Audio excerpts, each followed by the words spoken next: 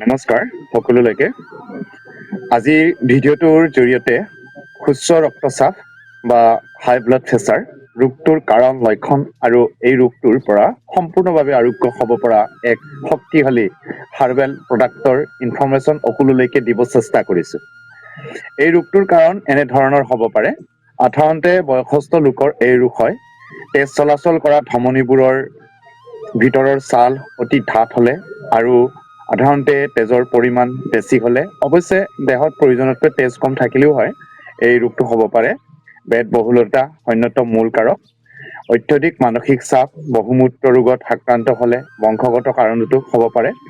এই ৰোগটোৰ লক্ষণ এনেধৰণৰ: স্বাভাৱিক ৰক্তচাপ 140ৰ পৰা 90লৈকে 45 বছৰৰ তলত, 160ৰ পৰা 100লৈকে 45 বছৰ ওপৰত।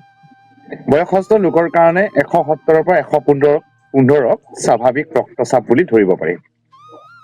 স্বাস্থ্যৱান মানুহৰ ওপৰত উল্লেখ কৰা স্বাভাৱিক বা নিয়মিত ৰক্তচাপতকৈ বেছি হ'লে উচ্চ ৰক্তচাপ বোলা হয়।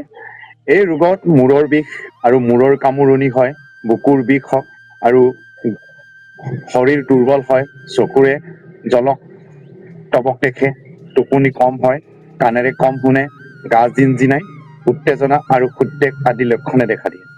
সাধাৰণ কথাতে খং উঠে, স্মৰণ শক্তি হ্ৰাস হয়, প্ৰস্ৰাৱ বেছি হয়, ভৰি, বাহু, পিঠি, ডিঙিৰ পিছফালে বিষ হয়, হাত ভৰি জিনজিননি হয়।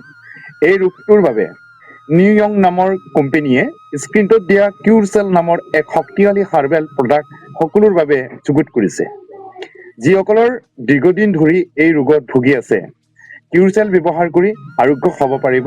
লগতে এই কোম্পানীৰ লগত জড়িত হয় ভাল টকা উপাৰ্জন কৰিব পাৰিব। ইচ্ছা থাকিলে স্ক্ৰীনটোত দিয়া হোৱাটছএপ নম্বৰ আপোনালোকে যোগাযোগ কৰিব পাৰিব। আজিলৈ পুনৰ লগ পোৱাৰ আশাৰে এৰিছোঁ। ধন্যবাদ।